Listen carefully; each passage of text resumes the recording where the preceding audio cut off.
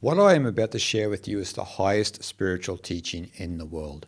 This teaching is the deepest realization about non-duality that exists. Now, what is this teaching? Basically, the teaching is built around the premise that oneness is the only reality. Or we could say Brahman is the only reality, or Tao is the only reality, or even in Vajrayana Buddhism, that Dhammadhatu is the only reality. But the higher teaching of this is how we understand this statement, right? Now, we need to revert back to one of the great phrases from Shankara, which is Brahma Satyam Jagat Mithya, right? Now, a lot of Advaita Vedanta is built around this famous axiom, right? And a lot of people believe they understand this and what it actually means. Now, the interpretation of how we should understand this is that Brahman alone exists. The world is an appearance. Now, when I say that, many people have different understandings of what that means. A lot of people talk about illusion. Is the world an illusion? And this becomes a hot topic of debate in spiritual circles, and also has been a hot topic of debate throughout the history of India between the different schools, particularly of Samkhya, Yoga, and Vedanta. And so these schools all will argue day and night about whether the world is real or unreal. And even in the modern day, right, a lot of modern day teachers, particularly neo-Advaita teachers and some Advaita teachers, have a misunderstanding of how to understand this phrase, Brahma Satyam Jagat Mithya, and also they delve more into that the world is an illusion because of this phrase without really comprehending and contemplating on this phrase a lot, right? And so when we listen to that, when we understand that oneness is the only reality, or Brahman alone exists, how do we understand that, right? Because we're often framing it through thinking that the world is an illusion and that only the Atman exists, only the self exists. And so a lot of our understanding of non-duality is built around this premise, right? And so that's when we can get into arguments, particularly between Kashmir Shaivas and Advaita Vedantins, because the Kashmir Shaivas will say that the world is real, the world is Shakti, it's the energy of Shiva, right? And so they include the physical reality, the manifest world, as part of their non-dual system, which becomes more of an integral non-dualism or integral oneness, as opposed to Advaita Vedanta, the generic perspective of Advaita Vedanta, mind you, where people say that this world is an illusion and only the self exists. But I'm here to say that this is a misunderstanding of the teachings. And it goes back to Shankara's phrase, Brahma Satyam Jagat Mithya, what he is really speaking about when we talk about Brahman alone exists and the world is an appearance or an illusion in air quotes.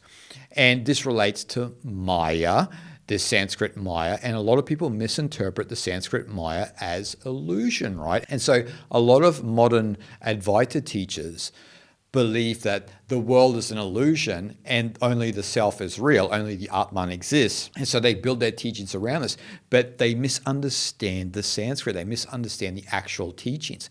This is why when you read such texts as the Mandukya Upanishad Kataka, the Ribhu Gita, the Ishtavaka Gita, Avadhuta Gita, all of these Nididhyasana texts, these non-dual meditations, there can be seeming contradictions in the text which flip-flop between the understanding that the world is an illusion as opposed to the world being real and it including in some sort of totality or integral oneness. There's the use of the word Shakti a lot and so forth and so on throughout the text.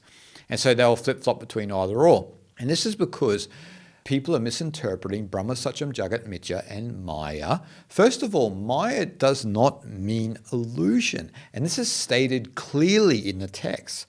Maya comes from the Sanskrit root ma or murta, which means to measure. And so Maya basically is the illusion of measurement, so how we subjective measure the world up into this and that according to our conditioning, which builds this framework, and then we don't see the world as Brahman, right? Now this leads into what Shankara is actually saying in Brahma Satyam Jagat Mithya, right? Because what he's saying here is that if we had to translate this accurately, right, so we would say that Brahman is real, the universe is unreal, and the universe is Brahman. So what Shankara is really saying here is that it doesn't really matter if we want to debate whether the world is real or unreal. The non-dual understanding is to recognize that Brahman alone exists, right? And this gets you out of duality. It doesn't matter about whether it's illusion or not, right? Because that's still a duality. And this is the Advaita Vedanta teaching that most people don't understand, or they don't understand really what Shankara is saying. And then so you have all of these modern day neo-Advaita teachers and some Advaita teachers who are incorrectly teaching this knowledge. They're basing it on that, oh, the world is an illusion. And Shankara is saying it doesn't really matter whether the world is an illusion or not, because we have to understand Brahma Satyam Jagat Mithya in its proper context. We have to understand the rope and snake analogy, for example, right? Where Maya, through our Maya conditioning, we see a snake in the rope, but all that exists is the rope, right? And so Shankara is imploring us to see only the rope, to see only Brahman itself. And that is what non-duality is, to see reality as one, right? This is the understanding that oneness is the only reality. Remember, the only reality. I'm not even saying the true reality. Shankara is saying the only reality, right? And so Brahman alone exists. And so all of these petty debates whether the world is real or unreal are completely frivolous when you understand Brahma Satyam Jagat Mithya and you understand Maya, because then you understand the wholeness of reality, the true oneness of reality, that Brahman alone exists. So for a spiritual aspirant, it's about having that comprehension, about having that understanding and living from that non-dual state of consciousness, right? That's how you abide in the Atman. It's about constantly contemplating and, in a sense, reorienting your awareness back within yourself so you see Brahman in everything. You see reality as Brahman alone, right? This is why in the text they're constantly reinforcing in your mind that Brahman alone exists, right? That's why I always recommend that mantra for people when they are walking around the city or anywhere in their everyday life, where you recite in your mind, all is Brahman and I am that. All is Brahman and I am that. It's not about putting yourself in a position of God per se. It's about seeing Brahman in everything, understanding that oneness is the only reality. And that is actually what true non-duality is. This is the highest non-dual teaching, right? That Brahman alone exists. But again, you have to have the proper understanding of the Sanskrit, of the teachings. You can't just say to people, oh, it's all an illusion. Anyway, it's all Maya. You know, you see a lot of this new age nonsense online, right? Even some teachers who parrot those type of incorrect teachings. Oh, it's all an illusion, it's this and that. And it's like, no, your subjective perspective is the illusion. So you are right, but you should be pointing the finger inward. It's all an illusion. It's all an illusion. What's happening out here is insignificant. This is just reality itself. Whether it's real or unreal is not up for debate.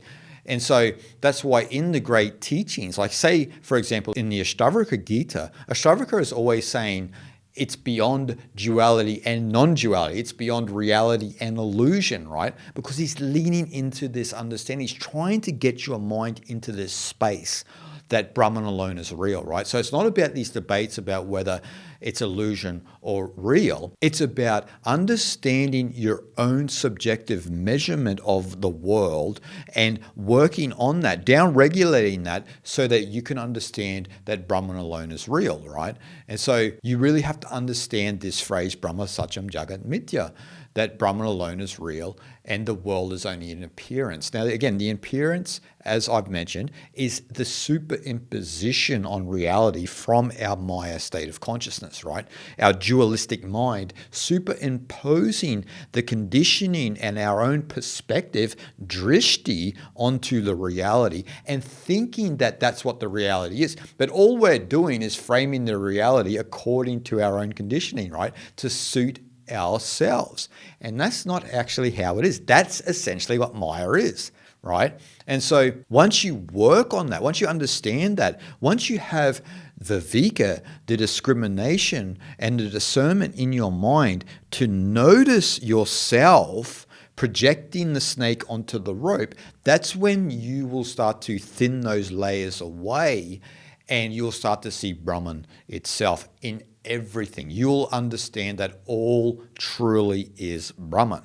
And what also can help that is vairagya, right? Because vairagya itself is not just the renunciation and the non-reactiveness to the reality, it's the non-reactiveness and the renunciation of your own drishti, of your own subjective perspective, right? It's not really to do with anything out here. You are renouncing the conditioning that you have so that you can actually see the nature of Brahman, right? And that's why, like, say for Sankhyans or yogis, they will say vairagya is related to the renunciation of prakriti, right? Prakriti is all of the energy and matter and material world that exists, right? So you're just renouncing all of that. And some of the most powerful objects are within our mind, our thoughts, right? And so we need to renounce the internal Maya projection. We need to turn the projector off so we can see reality buck naked, so we can see Brahman as it truly is. So again, this is where a lot of people get it wrong, right? They start waxing lyrical about reality is an illusion, abide as the self, the Atman, so to speak. And that is an incorrect understanding. You begin to abide as the Atman when you understand that within yourself, that's where Maya exists. It's got nothing to do with the external world, in air quotes. This is the true Advaitic perspective, right? And this is what Shankara was trying to teach. And so reality itself is only an illusion when you don't understand that the universe is Brahman, right? So that's why Shankara had that third line, and the universe is Brahman, right? Because when we understand that Brahman alone exists, that's all there is. There is no other in that perspective, right? And so everything is non-dual from that perspective. Duality itself has completely evaporated. Now, this teaching is hard for a lot of people to come to because a lot of teachers and that out there do not teach the correct knowledge and are not schooled in the Brahmagyana, the wisdom of Brahman, or the Brahma Vidya, the knowledge of Brahman, which are interchangeably the same.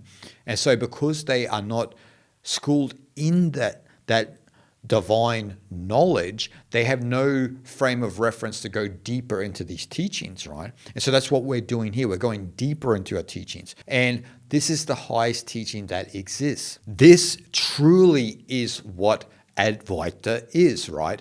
Pure non-dualism. This is the knowledge of Brahman.